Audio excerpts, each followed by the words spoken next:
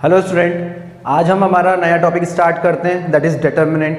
Determinant और matrix में difference क्या होता है? मैट्रिक्स जो होता था वो एक रेक्टेंगुलर एरे कहलाता था। मतलब उसमें हम एडिशन सब्ट्रैक्शन करके जो भी सॉल्यूशन लाते थे वो रेक्टेंगुलर, मतलब जो सॉल्यूशन आता था वो अपना मैट्रिक्स ही आता था। बट हमारा जो डिटर्मिनेंट होता है वो एक यूनिक वैल्यू डिफाइन करता है।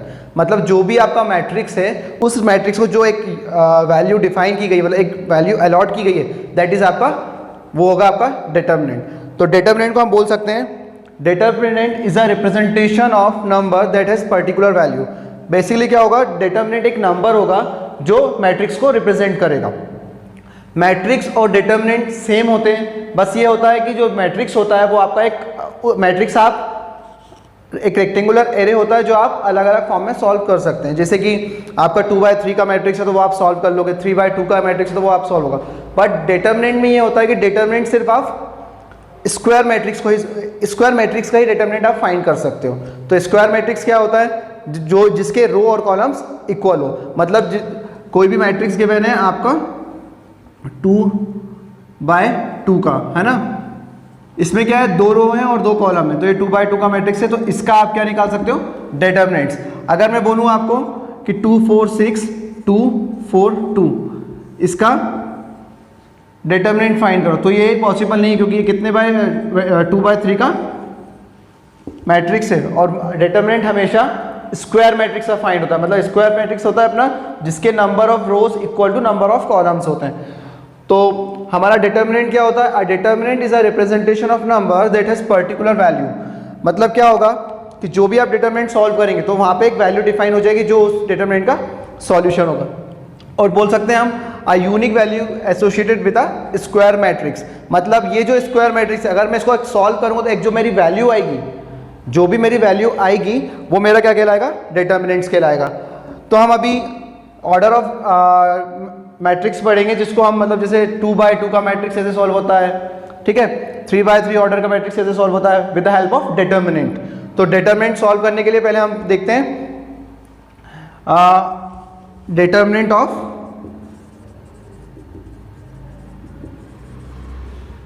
Matrix order 2/2। 2/2 ऑर्डर का जो मैट्रिक्स है उसका हम डिटर्मिनेंट कैसे फाइंड करते हैं? तो हम क्या करेंगे, स्क्वायर मैट्रिक्स को सॉल्व करके उसका डिटर्मिनेंट की जो वैल्यू है वो फाइंड करेंगे, ठीक है। तो स्क्वायर मैट्रिक्स आपको मैंने बता दिया है, स्क्वायर मैट्रिक्स होता है number of rows equal to number of columns. हमेशा डिटर्मिनेंट स्क्वायर मैट्रिक्स का ही फाइंड किया जाएगा और जो भी स्क्वायर मैट्रिक्स की जो वैल्यू होगी वो आपकी एक यूनिक वैल्यू होगी जो आपका मैट्रिक्स को डिफाइन करेगी, दैट इज डिटर्मिनेंट। डिटर्मिनेंट की एक वैल्यू होती है। डिटर्मिनेंट जो होता है वो हमेशा एक नंबर फॉर्म में रिप्रेजेंट किया जाता है जो मैट्रिक्स को डिफाइन करता है, मतलब उसकी वैल्यू को डिफाइन करता है।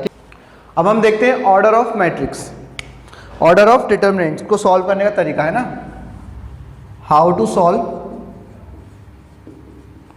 डिटर्मिनेंट। डिटर्मिनेंट को सॉल्व कैसे करेंगे? Determinant of matrix to order 2/2। अब हम देखते हैं कि 2/2 का जो मैट्रिक्स होता है वो किस फॉर्म में होता है। तो आपका होगा वो A1 1 A12 A21 A22। ये आपका हो गया मैट्रिक्स, है ना, 2/2 का, जो क्योंकि इसमें 2 रो और 2 कॉलम है ना, ये 2/2 का मैट्रिक्स हो गया। तो पहले हम देख लेते हैं कि हम डिटर्मिनेंट को रिप्रेजेंट कैसे करते हैं। हम मैट्रिक्स को रिप्रेजेंट कैसे करते थे? ये 2 ब्रैकेट्स के बीच में, है ना। बट हम डिटर्मिनेंट को रिप्रेजेंट कैसे करेंगे?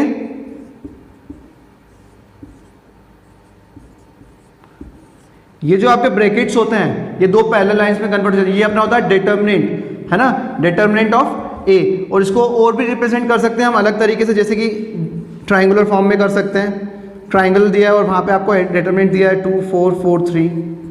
और एक और तरीका होता है determinant of A equal to 2 4 4 3। क्या होगा? ये 2 पैरेलल लाइंस के बीच में आपके जो वैल्यूज होंगी वो लिखी रहेंगी और जो वैल्यूज होती है वो अपनी किसकी होती है?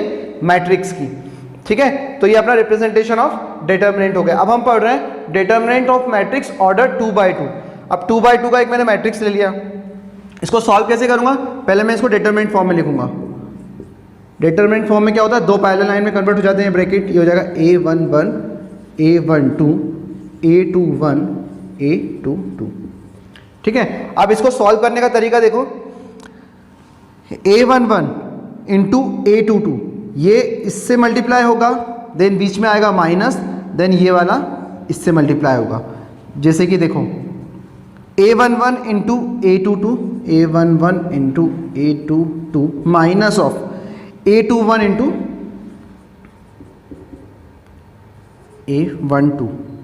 ठीक है, अब इसको सॉल्व करके जो भी वैल्यू मेरी आएगी वो मेरी डिटरमिनेंट्स की वैल्यू होगी। ये होता है मेरा 2/2 का मैट्रिक्स जिसको मैं डिटरमिनेंट फॉर्म में सॉल्व करता हूँ। तो डिटरमिनेंट तो मेरा इसको सॉल्व करके आ जाएगा। तो अब हम इसी पे कुछ एग्जांपल सॉल्व कर लेते हैं।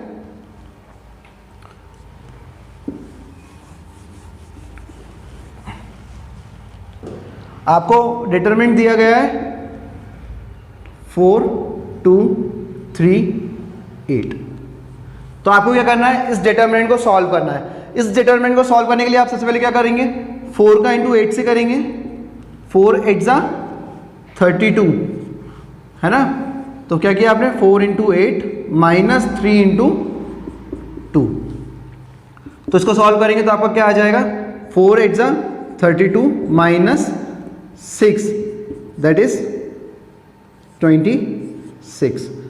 ये आपका आ गया डिटरमिनेंट ऑफ ए। ये आपका डिटरमिनेंट, देखो मैंने कहा था ना कि डिटरमिनेंट जो होता है वो मैट्रिक्स को एक यूनिक वैल्यू से डिफाइन करता है। तो ये आपकी एक यूनिक वैल्यू हमेशा डिटरमिनेंट में फाइंड होगी। ठीक है, तो आपका ये हो गया। एक और एग्जांपल देख लेते हैं।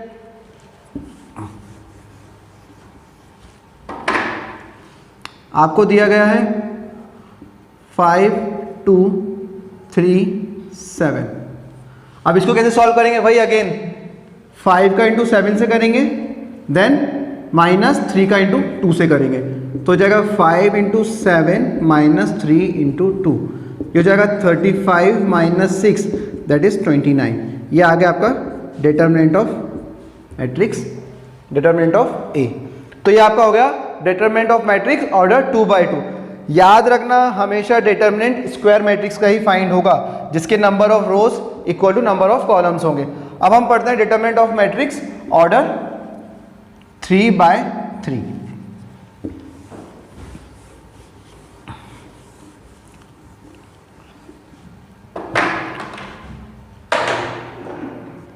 मेरे पास एक मैट्रिक्स गिवन है A11 A12 A13 A21 A22 A23 A31 A32 A33। ये 3/3 की मेरे पास मैट्रिक्स है मैंने। अब मुझे क्या करना है, इसको सॉल्व करना है। तो इसको सॉल्व करने का तरीका देखो, पहले मैं इसको किस में लिखूंगा, डिटरमिनेंट फॉर्म में। तो डिटरमिनेंट फॉर्म में क्या होगा, A11 A12 A13 A21 A22 A23 A31 A32 A33। ये हो गया मेरा 3/3 का मैट्रिक्स जो डिटरमिनेंट फॉर्म में हो गया। अब इसको सॉल्व करने का तरीका देखना। अब मैं इसको एक्सपेंड कर सकता हूँ अपने हिसाब से, या तो मैं फर्स्ट रो लेके एक्सपेंड कर सकता हूँ या फर्स्ट कॉलम, मुझे जो भी ठीक लगेगा मैं उससे उसको एक्सपेंड कर सकता हूँ। या तो फर्स्ट रो लेके एक्सपेंड कर सकता हूँ, सेकंड रो लेकर भी एक्सपेंड कर सकता हूँ, और थर्ड रो भी, या फिर उसी तरह first column second column third column, इसको मैं एक्सपेंड अपने हिसाब से कर सकता हूँ, आंसर सेम आएगा। तो मैं इसको एक्सपेंड कर रहा हूँ विथ रिस्पेक्ट टू R1, मतलब रो 1 के अकॉर्डिंग मैं इसको एक्सपेंड कर रहा हूँ by expanding with respect to R1। अब देखो ये जो होता है अपना, अगर मैंने R1 लिया तो मैंने कौन सा टर्म लिया, A11। जब मैं A11 लूँगा तो मेरा A11 जिस भी रो जिस भी कॉलम में आ रहा है वो मेरा एलिमिनेट हो जाएगा, मतलब ये वाला रो और ये कॉलम चला गया। बचा मेरे पास क्या, A22 A23 A32 और A33 है ना। तो मैं एक्सपेंड कर रहा हूँ तो मेरा हो जाएगा A11 को लेके मैंने एक्सपेंड किया तो मेरा ब्रैकेट में आएगा A22 A23 A32 A33। A22 A23 A32 A33। ठीक है, अब देखिए पहला मैंने A11 लेके एक्सपेंड किया, तो मैंने जब A11 लिया तो ये रो और ये कॉलम एलिमिनेट हो गया, सिर्फ ये 4 टर्म मेरे पास रखे, मैंने ये रख दिया। अब मैं लूँगा A12। ठीक है, जब मैं A12 लूँगा तो साइन में एक काम करता हूँ, अभी साइन को नहीं देखता हूँ, अभी मैं प्लस लगा देता हूँ। ये हो गया मेरा A12 ब्रैकेट। ठीक है, अब जब मैंने A12 लिया तो मेरा कौन कौन सा, ये A12 किस किस रो में जा रहा है, किस कॉलम में जा रहा है, first row and second column. तो मेरा ये रो पूरा एलिमिनेट हो गया और ये कॉलम एलिमिनेट हो गया, बचा मेरे पास A21 A23 A31 A33 A21 A23 A31 A33। फिर अगेन मैं ले लूँगा प्लस। अब मैं क्या ले रहा हूँ A13। तो जब मैं A13 ले रहा हूँ तो मेरे पास क्या बच रहा है, ये वाला रो, ये जो A13 एलिमेंट है ये किस में है, first row and third column. तो first row and third column eliminate हो गया, मेरे पास बचा A21 A22 A31 A32 A21 A22 A31 A32। ये मेरा एक्सपेंड हो गया। ठीक है, अब एक चीज, अब हम आते हैं साइन पर, है ना। तो आपको पता होगा -1 की पावर 2 है।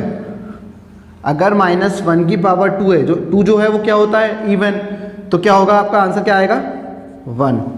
जब इवन पावर होगी तो जो नेगेटिव है वो क्या हो जाता है, पॉजिटिव हो जाता है। तो -1 की पावर 2 है तो क्या आ गया 1। ठीक है, और अगर -1 की पावर 3 है तो ये क्या है आपका ऑड पावर है, तो आपका आंसर क्या आएगा -1। तो इसी तरह हम इसमें साइन डिसाइड करते हैं। तो साइन डिसाइड करने का तरीका होता है, अभी मैं आपको बता रहा हूं कि साइन कैसे डिसाइड करते हैं, फिर एक शॉर्ट मेथड भी बताऊंगा जिससे आपको ज़्यादा परेशानी नहीं आएगी। यहाँ पे A11 है ना, तो मैं यहाँ लिख सकता हूँ -1 की पावर 1 तो 1 + 1 है ना, और इसको एक्सपेंड करूँगा तो क्या हो जाएगा मेरा, इसको जब एक्सपेंड करूँगा तो इसका इंटू इसमें होता है और इसका इंटू इसमें होता है, तो हो जाएगा A22 A33 minus A32 A23 है ना। फिर आता हूँ मैं प्लस।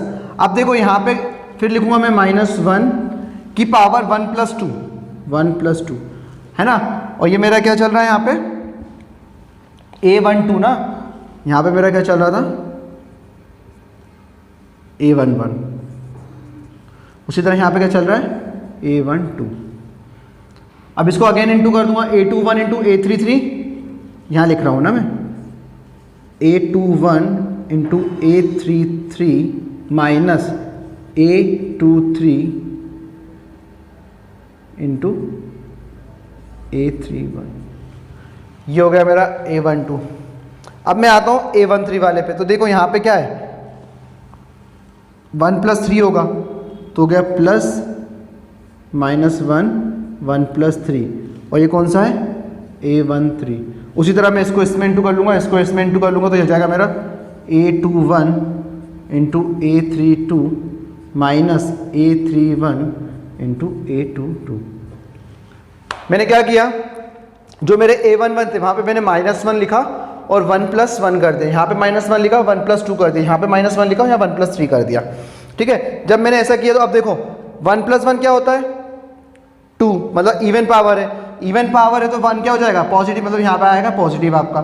सेकंड 1 + 2 क्या है आपका ऑड पावर है, तो ऑड पावर है तो क्या आ जाएगा यहाँ पे नेगेटिव। उसी तरह यहाँ पे 1 + 3 है तो 1 + 3 क्या है आपका इवन, तो इवन पावर होगी तो यहाँ पे पॉजिटिव है। मतलब सीधा ये है कि ये पॉजिटिव होगा, ये नेगेटिव होगा, फिर ये पॉजिटिव होगा। ठीक है, तो आपका जो फाइनल जो इक्वेशन बनेगी, जो इसकी जो डिटरमिनेंट फॉर्म बनेगा वो आपका बनेगा A11 A22 A33 minus A32 A23 minus आएगा, है ना, क्योंकि ये क्या था 1 + 2 ऑड पावर। A12 ये हो जाएगा आपका A21 A33 minus A23 A31 और फिर आएगा प्लस, है ना। तो प्लस ये भी क्या था, 1 + 3 4 था, तो 4 इवन पावर था तो ये पॉजिटिव ही रहेगा। ये हो गया आपका A21 A32 minus A22 A31, है ना। ये आपका हो गया ऑर्डर 3/3 का मैट्रिक्स सॉल्व। अब एक तरीका और देखो साइन याद करने का। आपके पास 3/3 की मैट्रिक्स गिवन है, तो याद रखना पहले आएगा पॉजिटिव, फिर नेगेटिव, फिर पॉजिटिव, ठीक है। फर्स्ट रो और थर्ड रो में सेम रहेगा, मतलब देखो अगर मैं फर्स्ट रो लेता हूं तो पॉजिटिव नेगेटिव पॉजिटिव, है ना। और अगर मैं सेकंड फर्स्ट कॉलम लेता हूं तो पॉजिटिव नेगेटिव पॉजिटिव। उसी तरह यहाँ पे पॉजिटिव है, फिर नेक्स्ट आएगा नेगेटिव, देन पॉजिटिव, और positive negative positive negative positive negative, है ना। मतलब सीधा सीधा मतलब ये निकल रहा है कि ये जो आपका होता है ये आपके नेगेटिव टर्म होते हैं, बाकी सारे आपके पॉजिटिव टर्म होते हैं। तो plus minus plus plus minus plus plus minus plus plus minus plus, तो ये देखो माइनस है तो यहाँ पे प्लस आएगा फिर माइनस आएगा, है ना। मतलब ये जो चार टर्म्स होंगे, मतलब A12 A21 A32 और A23 ये आपके नेगेटिव होंगे और बाकी सारे जो होंगे वो आपके पॉजिटिव साइन के साथ रिप्रेजेंट किए जाएंगे। तो ये आपका हो गया 3/3 का मैट्रिक्स, है ना। जब भी मैं अगर एक्सपेंड करूंगा, अगर मैं कॉलम वाइज एक्सपेंड करता हूँ तो पहले मेरा आएगा पॉजिटिव, फिर नेगेटिव, फिर पॉजिटिव। अगर मैं सेकेंड रो के अकॉर्डिंग एक्सपेंड कर रहा हूँ तो पहले आएगा नेगेटिव, फिर पॉजिटिव, फिर नेगेटिव। ये नेगेटिव पॉजिटिव नेगेटिव कहाँ आएगा, यहाँ पे आ जाएगा नेगेटिव, यहाँ पे पॉजिटिव और यहाँ पे नेगेटिव, जब मैं सॉल्व करूँगा उस हिसाब से। अगर मैं थर्ड रो लेके सॉल्व कर रहा हूँ तो पॉजिटिव नेगेटिव पॉजिटिव। अगर मैं सेकंड कॉलम लेके सॉल्व कर रहा हूँ तो नेगेटिव पॉजिटिव नेगेटिव, है ना। तो ये साइन आप इस तरीके से भी याद रख सकते हैं, या फिर ये जो मैंने तरीका बताया ये तो है, ठीक है। अब हम ऑर्डर 3/3 का डिटर्मिनेंट कैसे सॉल्व करते हैं वो देख लेते हैं। देखो मैंने आपको बताया था कि जो 3/3 ऑर्डर 3/3 का जो मैट्रिक्स होता है वो अगर हम उसको डिटर्मिनेंट फॉर्म में सॉल्व करें तो उसके साइन कैसे डिफाइन होते हैं। अगर ये पॉजिटिव है तो नेगेटिव पॉजिटिव, अगर ये पॉजिटिव है तो नेगेटिव एंड पॉजिटिव, है ना। पॉजिटिव नेगेटिव पॉजिटिव, यहाँ पॉजिटिव आ गया तो पॉजिटिव नेगेटिव पॉजिटिव, है ना। पॉजिटिव आ गया नेगेटिव पॉजिटिव, नेगेटिव आ गया पॉजिटिव नेगेटिव। तो अब आप इस तरीके से भी ये याद रख सकते हैं। अब मैं बोल रहा हूँ कि मुझे 3/3 का डिटर्मिनेंट सॉल्व करना है, तो मैं तो या R1 लेके मतलब रो 1 लेकर या रो 3 या रो 2 लेकर कुछ भी एक्सपेंड कर सकता हूँ। बस मुझे साइन ध्यान रखने कि मेरा जो साइन होगा वो यहाँ से चेंज होता है ना। तो मैं जब इसको सॉल्व करूंगा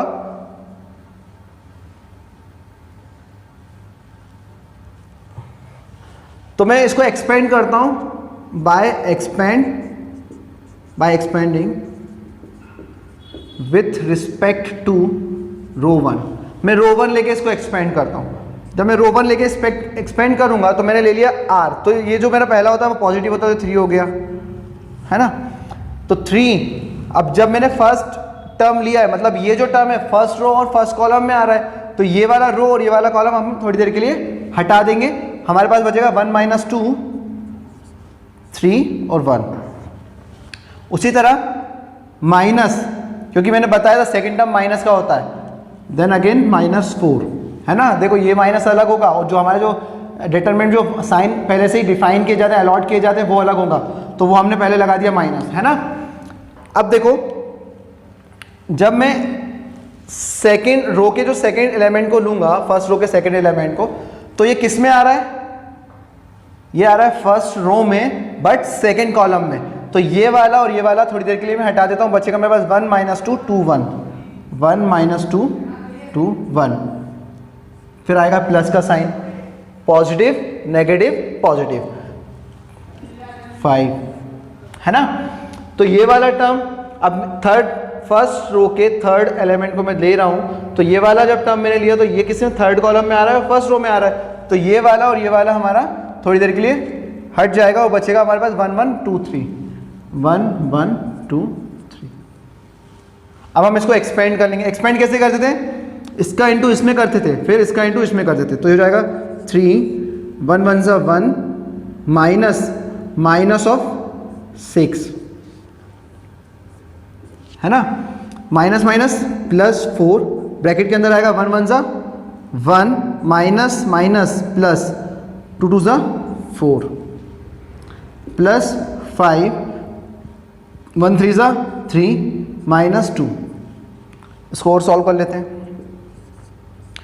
माइनस माइनस प्लस तो 3 इंटू 7 हो जाएगा, प्लस 4 इंटू 5 हो जाएगा, 3 माइनस 2 तो 5 इंटू 1 हो जाएगा। 3 7 ज़ा 21, 4 5 ज़ा 20, 5 1 ज़ा 5। इसको जब सॉल्व करेंगे तो हमारा आएगा 26 प्लस 20 दैट इज़ 46। तो आपका जो ऑर्डर 3/3 का जो मैट्रिक डिटरमिनेंट था उसका आंसर क्या आया 46। मैंने आपको बताया था कि a unique value associated with square matrix, तो ये हमारा स्क्वायर मैट्रिक्स था ना 3/3 का, तो उससे जो वैल्यू एसोसिएट है वो यूनिक वैल्यू अपनी क्या है 46, है ना। तो ये हमारा एक एग्जांपल हो गया। अब हम 2/2 डिटरमिनेंट्स को सॉल्व करते हैं। कुछ क्वेश्चंस हैं जो मैं आपको सॉल्व करना सिखाऊंगा।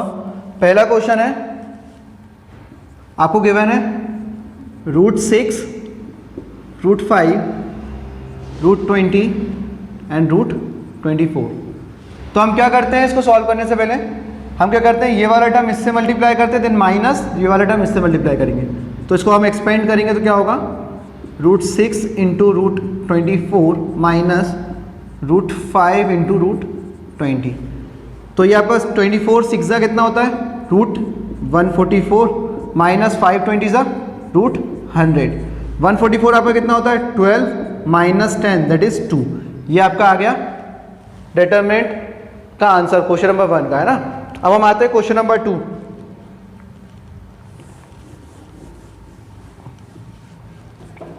क्वेश्चन नंबर 2 में लिखा है cos x sin x minus sin x cos x।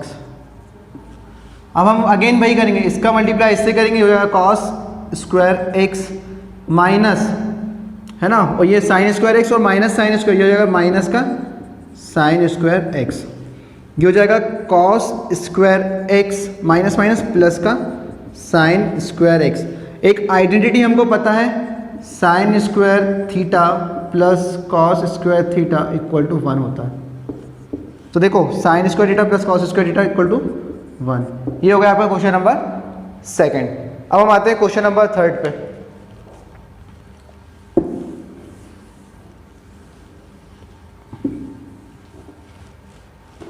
Question number 3 में लिखा है sec x tan x sec x, है ना। तो इसको हम सॉल्व करेंगे, इसका इंटू इससे करेंगे, हो जाएगा sec square x minus tan square x, है ना। जब मैंने इसका इंटू इससे किया तो sec स्क्वायर x हो गया और माइनस tan स्क्वायर x। अब आपको एक और आइडेंटिटी पता होगा कि sec square theta minus tan square theta कितना होता है 1। तो ये भी आपका कितना आ गया 1। ये हो गया आपका क्वेश्चन नंबर 3। अब हम आते हैं क्वेश्चन नंबर 4 पे। क्वेश्चन नंबर 4 में लिखा है x plus 1 x square 2x minus 1। अब क्या करेंगे, इसका इंटू इसमें करेंगे, इसका इंटू इसमें करेंगे, है ना। तो x plus 1 into x minus 1 उसी तरह हो जाएगा माइनस 2 इंटू एक्स स्क्वायर। तो a plus B A minus B आपका क्या होता है A square minus B square minus 2x square, है ना। जब माइनस 2x स्क्वायर में से प्लस एक्स स्क्वायर जाएगा तो बचेगा माइनस एक्स स्क्वायर माइनस 1, है ना। इसको लिख सकते हैं माइनस कॉमन लगा के एक स्क्वायर प्लस 1। ये हो गया आपका क्वेश्चन नंबर 4। यहाँ पे कौन सी आइडेंटिटी लगी आपकी a plus B A minus B, जो होती है आपकी A square minus B square. ये हो गया आपका क्वेश्चन नंबर 4। अब हम आते हैं क्वेश्चन नंबर 5। क्वेश्चन नंबर 5 में हमको बोल रहा है कि हमको x की वैल्यू फाइंड करना है। तो x की वैल्यू फाइंड करना है मतलब हमारा एक एलिमेंट जो है वो x है ना। तो ये भी वैसे ही होगा 5th 3 माइनस 4 माइनस 2 x। इसका इंटू से होगा 3x माइनस 2 और -4, तो मतलब माइनस माइनस प्लस का 8 है ना, इक्वल टू 0, इक्वल टू 15 दिया है ना, इसके इक्वल टू 15 दिया है हमको, ठीक है। प्लस माइनस का 8 हो जाएगा, प्लस का 8 हो जाएगा, तो 3x इक्वल टू 15 प्लस 8 कितना होगा, 15 प्लस 8 होगा आपका 23, तो x इक्वल टू 23, x की वैल्यू आ गई आपकी 23/3। ये हो गया आपका क्वेश्चन नंबर 5। अब हम आते हैं क्वेश्चन नंबर 6। क्वेश्चन नंबर 6 में क्या लिखा है, हमको दो डिटर्मिनेंट्स दिए हैं जो आपस में इक्वल है ना, मतलब ये वैल्यू इसके बराबर है ना, और हमको फाइंड करना है x। तो हम कैसे करेंगे, पहले इसको हम वही एक्सपेंड कर लेंगे। कैसे एक्सपेंड करेंगे, 6 का सॉल्यूशन ना, तो ये रहेगा आपका, फॉर्म क्वेश्चन लिख लेते हैं अपन, 2x x plus 3 2x plus 1 x plus 1 equal to कितना है आपका 1 5 3 3 है ना। तो इसका इंटू इसमें होगा, इसका इंटू इसमें होगा, इक्वल टू इसका इंटू इसमें होगा, इसका इंटू इसमें होगा, तो ये जाएगा ये 2x x plus 1 minus of x plus 3, ये जाएगा 2x प्लस 1 है ना, इक्वल टू में होगा 3 1 3 3 माइनस 15। इसको सॉल्व करते हैं, ये हो जाएगा आपका 2x स्क्वायर प्लस 2x है ना, माइनस इसका इंटू अंदर करते हैं तो ये आएगा 2x प्लस 2 है ना। जब ये 2x प्लस 2 हो जाएगा, 2x प्लस 2 हो जाएगा, तो हम इसको सॉल्व कर लेंगे, तो ये आएगा अपना माइनस का 2x स्क्वायर माइनस का 2x माइनस का 6x माइनस का 6 इक्वल टू -12, क्योंकि 3 - 15 होगा तो -12 आएगा है ना। तो ये 2x स्क्वायर, ये 2x स्क्वायर कैंसिल, ये 2x कैंसिल, बच रहा है आपका कितना -6x माइनस 6 इक्वल टू -12। ये माइनस का 6 उधर जाके प्लस का 6 हो जाएगा, या एक काम करो यहाँ से माइनस कॉमन ले लो, ये हो जाएगा 6x प्लस 6 इक्वल टू -12। ये माइनस से माइनस पे कैंसिल कर दी। अब ये जो है 6x इक्वल टू 12 प्लस का उधर जाके माइनस का 6 हो गया, तो जो आएगा ये कितना 6x इक्वल टू 6, x की वैल्यू आ गई आपकी 6/6 दैट इज 1। ये हो गया आपका क्वेश्चन नंबर 6। अब हम आते हैं क्वेश्चन नंबर 7। अब जो क्वेश्चन नंबर 7 है वो हमारा ऑर्डर 3/3 का डिटर्मिनेंट है। तो इसको सॉल्व करने का तरीका मैंने आपको बताया था, आप कोई भी रो कोई भी कॉलम लेके उसको एक्सपेंड कर सकते हैं। साइन आपको मैंने बता दिए हैं कैसे होते हैं है ना। तो 7th क्वेश्चन है अपना, दिया है आपको 3 1 2 -4 1 3 5 -2 1 है ना। इसको एक्सपेंड कैसे करेंगे, अगर हम विथ एक्सपेंडिंग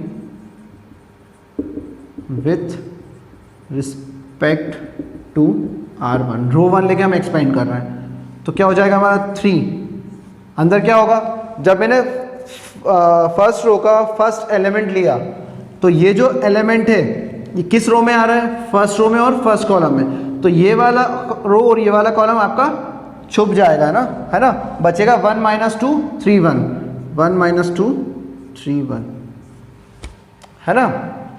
उसी तरह बीच में क्या आता था माइनस, और एक ही हो गया माइनस का 4। अब हम क्या करेंगे, ये हमने सेकंड एलिमेंट लिया फर्स्ट रो का, तो ये किस रो किस कॉलम में आ रहा है, फर्स्ट रो में आ रहा है, सेकंड कॉलम में आ रहा है, तो 1 - 2 2 1 है ना। फिर आएगा हमारा प्लस का 5, ये कॉलम और ये रो गया, बचा 1 1 2 3 1 1 2 3। इसको सॉल्व कर लेते हैं, ये आएगा 3 1 प्लस 6 है ना, 3 2 6 होता है, minus minus plus 4 1 plus 1 minus minus plus, तो प्लस 4 है ना, प्लस 5 3 - 2 21 20 प्लस 5, ये हो जाएगा आपका 46। आई थिंक ये मैं आपको एग्जाम्पल में पहले ही समझा चुका हूँ, ये वही क्वेश्चन है ना, ठीक है, कोई बात नहीं, हमारा कॉन्सेप्ट तो वही रहेगा, ये हमने दोबारा सॉल्व कर दिया, हमने जो एग्जाम्पल किया था ना वही क्वेश्चन है, ठीक है। तो आपको समझ में तो आ गया होगा कॉन्सेप्ट क्या होता है, कैसे टर्म को अपन सॉल्व करते हैं, है ना। ये हमारा होगा क्वेश्चन नंबर 7। अब हम आते हैं क्वेश्चन नंबर 8। क्वेश्चन नंबर 8 में कुछ अलग दिया है हमको, है ना। इसमें हमको बोल रहा है x y z दिया है, 1 3 3 दिया है और 2 4 6 दिया है।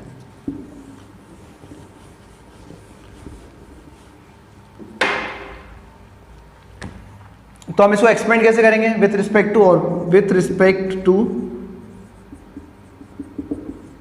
R1 लेके एक्सपेंड कर ले। तो पहला हो गया x, ब्रैकेट के अंदर क्या आएगा, ये कॉलम गया और ये रो गया, तो बचा 3 3 4 6, 3 3 4 6 माइनस y आ गया, सेकंड कॉलम फर्स्ट रो पूरा गया और सेकंड कॉलम गया, तो 1 3 2 6 1 3 2 6 प्लस z,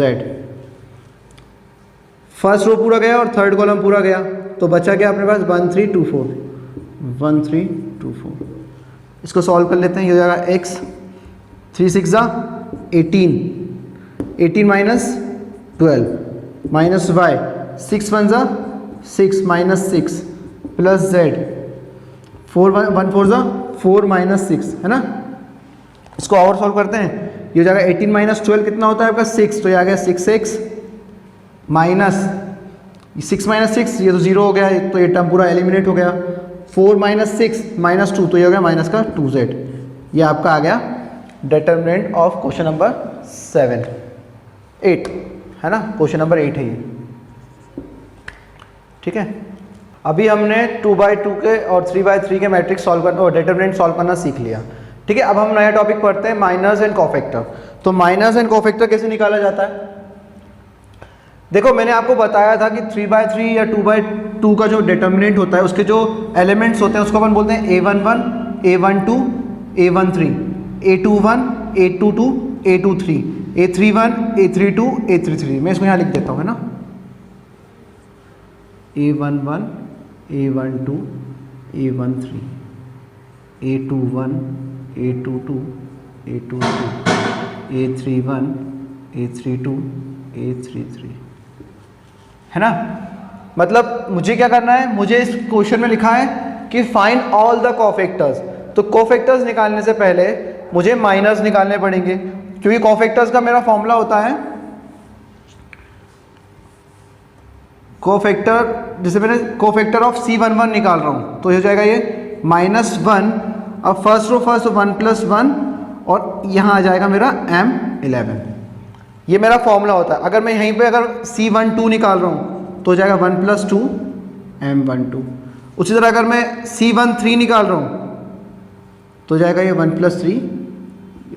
तो ये मेरा कोफैक्टर का फॉर्मूला होता है, जो मैं हर एक एलिमेंट का अलग अलग निकालता हूँ, है ना। तो अभी तो हम इसको समझ लेते हैं।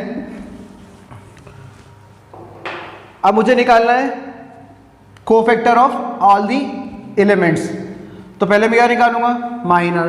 तो माइनर कैसे निकालूंगा मैं, M11 कैसे निकालूंगा, तो मेरा M11 क्या है, जब मैं N11 लूंगा माइनर ऑफ 3 लूंगा, तो ये वाला जो वही हम करेंगे, पहला रो और फर्स्ट कॉलम यहाँ से हाइड हो जाएगा, बचेगा हमारा 2 - 2 1 1। तो जब मैं इसको सॉल्व करूंगा तो हो जाएगा मेरा 3 + 2, क्योंकि 2 1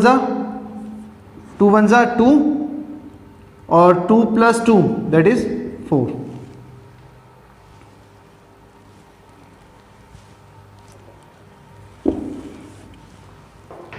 जब मैं M11 निकालूंगा, तो M11 निकालने का भी तरीका वही होता है जैसे हम डिटर्मिनेंट सॉल्व करते थे। M11 मतलब मेरा ये जो पहला टर्म है रो 1 का जो फर्स्ट एलिमेंट है, इसको मैं बोलूँगा M11 M12 M13 M21 M22 M23 M31 M32 M33, है ना। ये मेरे सारे टर्म्स हो गए जो मैं माइनस से इसको रिप्रेजेंट करूँगा, M से रिप्रेजेंट करूँगा। तो जब मैं M11 निकालूंगा तो मैंने जब M11 का ये जो एलिमेंट लिया तो इसका जो रो है और वो जो कॉलम है वो हाइट हो जाएगा, बचेगा 2 - 2 1 1। तो ये बचेगा मेरा 2 - 2 1 1। जब इसको सॉल्व करूंगा तो ये जाएगा 2 1 ज़ा 2 माइनस और माइनस का 2 दैट इज 4। मतलब मेरा M11 कितना आ गया 4। उसी तरह मैं निकाल लूंगा M12।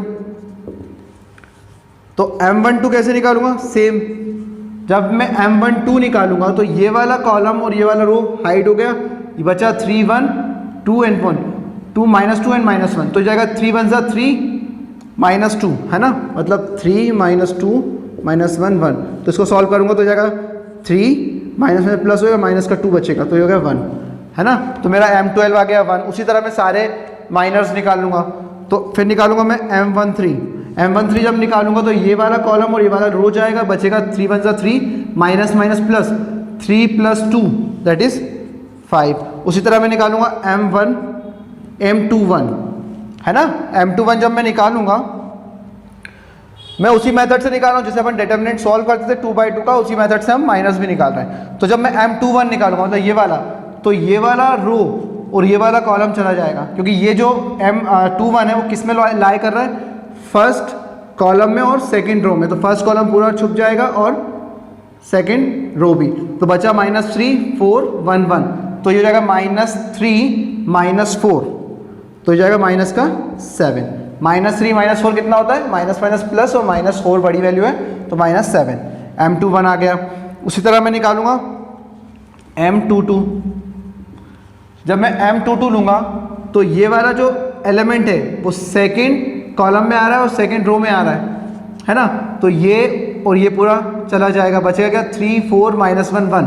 तो 3 1 ज़ा 3 और माइनस माइनस प्लस तो क्या कितना हो जाएगा 3 + 4 दैट इज 7 है ना। ये आ गया M22। अब मैं निकालूंगा M23 है ना, minor of second row and third column, second row and third column. जब मैंने ये टर्म लिया तो ये किस में आ रहा है, थर्ड कॉलम में और सेकेंड रो में। तो ये वाला और ये वाला एलिमिनेट होगा, बचेगा 3 1 ज़ा 3, ये माइनस माइनस प्लस हो जाएगा और एक माइनस जो हमारा फॉर्मूले में होता है 3 - 3 तो आपका आएगा ये 0 है ना। अब हम आते हैं M31। जब मैं M31 निकालूंगा तो ये जो है फर्स्ट कॉलम और थर्ड रो में आ रहा है, तो ये वाला पार्ट और ये वाला पार्ट हट जाएगा, बचेगा मेरे पास ये। तो ये हो जाएगा 3 2 ज़ा 6 तो माइनस माइनस प्लस हो जाएगा 6 - 8 तो 6 - 8 कितना होगा आपका माइनस का 2। अब मैं आता हूँ M32। अब जब मैं M32 निकालूंगा मतलब मेरा थर्ड रो सेकंड कॉलम का टर्म जो है ना। तो जब मैं ये वाला और ये वाला पार्ट यहाँ से हाइड कर दूंगा, बचेगा मेरे पास 3 2 ज़ा 6 -6 और -12 -6 -12 दैट इज -18। ये आ गया मेरा M32। अब मैं निकालूंगा M33। तो third row and third column, तो ये वाला जब एलिमेंट लूंगा तो ये वाली लाइन, ये वाली रो कॉलम और ये वाली रो हाइड हो जाएगी, बचेगा 3 2 ज़ा 6 माइनस माइनस +9 6 + 9 दैट इज 15। ये मेरे आ गए minors of all the elements. अब मुझे निकालना है कोफैक्टर, तो मैं निकालूंगा पहले कोफैक्टर ऑफ 1 1 C11। तो क्या होता है फॉर्मूला -1 तो 1 + 1 और माइनर ऑफ 11 तो क्या हो जाएगा, ये तो देखो 1 + 1 2 इवन पावर है तो ये तो पॉजिटिव हो गया है ना। M11 मेरा कितना था 4 तो मेरा C11 कितना आ गया 4। उसी तरह मैं निकालूंगा C12। C12 जब निकालूंगा तो हो जाएगा -1 1 + 2 M12। तो ये कितना है देखो 1 + 2 क्या है आपकी ऑड पावर, तो ये नेगेटिव रहेगा मतलब माइनस साइन है। और M12 आपका कितना है 1 तो ये माइनस का 1 आ गया। उसी तरह मैं निकालूंगा C13 कोफैक्टर ऑफ 13 तो हो जाएगा ये -1 1 + 3 मतलब इवन पावर है और M13 तो इवन पावर है तो प्लस हो गया। और M13 आपका कितना था 5। उसी तरह मैं निकालूंगा C21 -1 1 2 + 1 तो ये देखो 2 + 1 क्या है, ऑड पावर है, मतलब नेगेटिव रहेगा, है ना, तो नेगेटिव साइन आ गया। अब M21 आपका कितना था, -7 -7 प्लस का 7। अब हम C22 निकालेंगे ना, मतलब कोफैक्टर ऑफ 22, तो C22 आपका हो जाएगा -1 की पावर 2 + 2 M22, है ना। तो देखो ये क्या है, 2 + 2 इवन पावर, तो ये पॉजिटिव हो गया, मतलब सिर्फ आपका क्या आएगा यहाँ पे M22 आपका कितना है, M22 minus of 22 that is 7, तो ये आ गया आपका 7। अब हम निकालेंगे C23, तो क्या होगा, -1 की पावर 2 + 3 M23, तो ये क्या है, 2 + 3 5 इज अ ऑड पावर, तो ये नेगेटिव, M23 आपका कितना है, 0, तो ये आपका आएगा पूरा 0। अब हम आते हैं C31, क्योंकि हमारा 23 तक आ गया, अब हम आएंगे C31, तो हो जाएगा -1 की पावर 3 + 1 माइनर ऑफ 31, तो ये आपका कितना हो जाएगा, ये हो गया 3 + 1 इवन, मतलब 4 इवन पावर होती है, तो ये पॉजिटिव हो गया। M31 आपका कितना आया था, -2, तो ये हो गया आपका -2। अब हम आते हैं C32 यहाँ पर निकाल देते हैं, C32 -1 की पावर 3 + 2 माइनर ऑफ 32, तो ये हो गया 3 + 2 5 दैट इज ऑड पावर, तो ये नेगेटिव रहेगा। M32 आपका कितना है, -18, तो माइनस +18 हो जाएगा, है ना। अब हम आते हैं C33,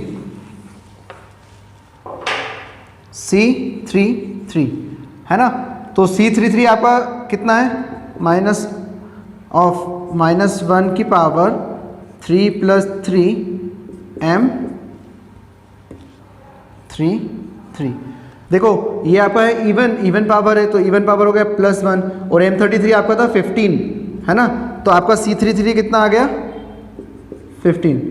तो ये आपके आ गए cofactors of all the elements. तो आज हमने डिटरमिनेंट को कैसे सॉल्व करते हैं वो सीखा, कोफैक्टर्स सीखा और माइनर्स सीखा, ठीक है। हमने आज मैक्सिमम क्वेश्चंस कर लिए हैं जो 2x2 ऑर्डर के थे, 3x3 ऑर्डर्स के थे। अब हम नेक्स्ट वीडियो में कुछ नए क्वेश्चंस करेंगे विद फंक्शंस के साथ, मतलब जो हमको क्वेश्चंस होंगे उसमें फंक्शंस गिवन होंगे, उनको हम with the help of determinant solve करेंगे, ठीक है। आज हमने जो सॉल्व किया है उसको आपको अच्छे से प्रैक्टिस करना है, ठीक है, और जो कॉन्सेप्ट मैंने समझाया वो आपको ध्यान रखना है। Thank you.